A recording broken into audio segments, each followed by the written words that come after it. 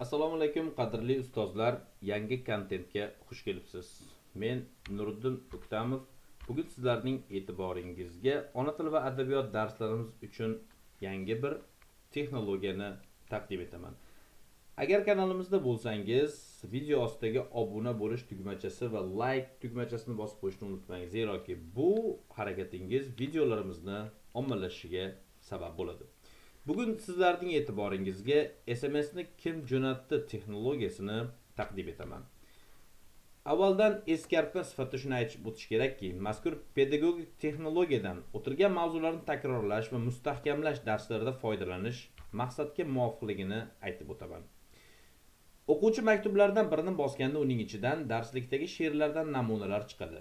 O'quvchi esa she'rlarni kimga oid ekanligini aytib o'tadi. Savollar asosan sinflar kesimidan olingusi ikki taraflama maqsadga muvofiqligini aytib o'tish joiz. Demak, boshladik. O'quvchilarga shunday so'zlar bilan boshlaymiz. Tasavvur qiling, sizning iPhone 12 Pro Max telefoningiz bor.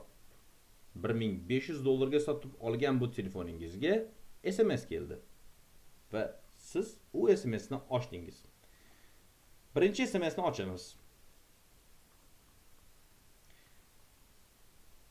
Birinchi SMSda shunday xabar kelgan: xating aro uzoring, sabza ichinda lola. Ul chashmi parxumoring, loladagi g'uzola. Mazkur xabar kimdan kelgani yoki kimga tegishli ekanini toping degan savolimizga o'quvchilarimiz Zahiriddin Muhammad Bobir deb javob berishlari maqsadga muvofiq va telefonidan keyingi SMSga qarab boqadi. Ikkinchi SMS: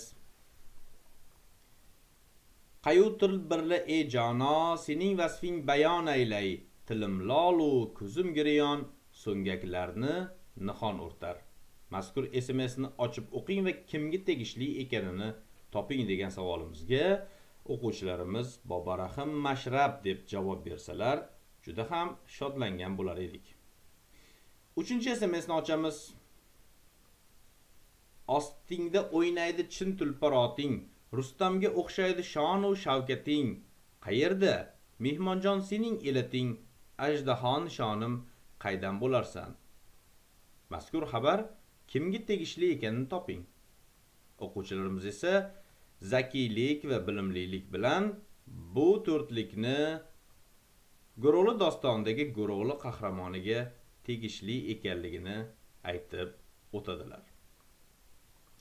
To'rtinchi SMS: shoirni u tug'ilmasdan gado qilgan edilar. O'z yurtidan judo qilgan edilar. Uning hassos qalamidan ishqiy baytlar sochildi. Bu dunyoga Nazrul Islom shoir bo'lib tug'ildi. Mazkur SMS xabar kimga tegishli degan savolga o'quvchilar Erkin Vohidovga deb javob bersalar, juda ham mamnun bo'lamiz biz ustozlar.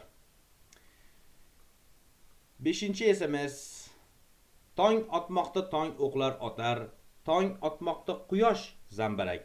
Yaralangan yer shari yotar, boshlarida yashil chambarak. Mazkur SMS xabar kimdan kelganligini so'raganimizda o'quvchimiz Rauf Parfiddan kelganligini aytib o'tishadi.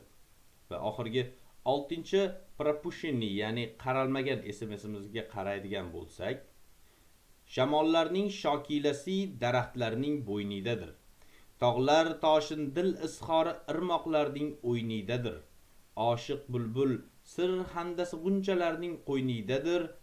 Aytar so'zim suratini momo yerim o'zing berding deb yozilgan mazkur xabar kimdan kelgan deb so'raganimizda o'quvchilar bu xabarni Mahmud Toyirdan kelganligini aytib o'tishadi.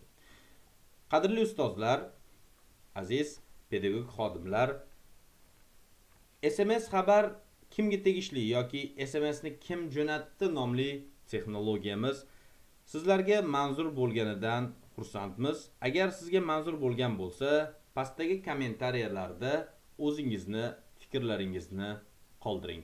Biz albatta Bularni ko'rib chiqib, kamchilik va xatolarni ustida ishlab, bundanda yangi metodlarni e'tiboringizga taqdim etamiz. Aziz ustozlar,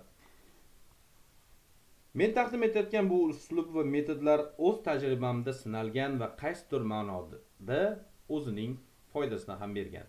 Albatta, bu sizlarga ham foyda berishida tilakdoshman. Salomat bo'ling.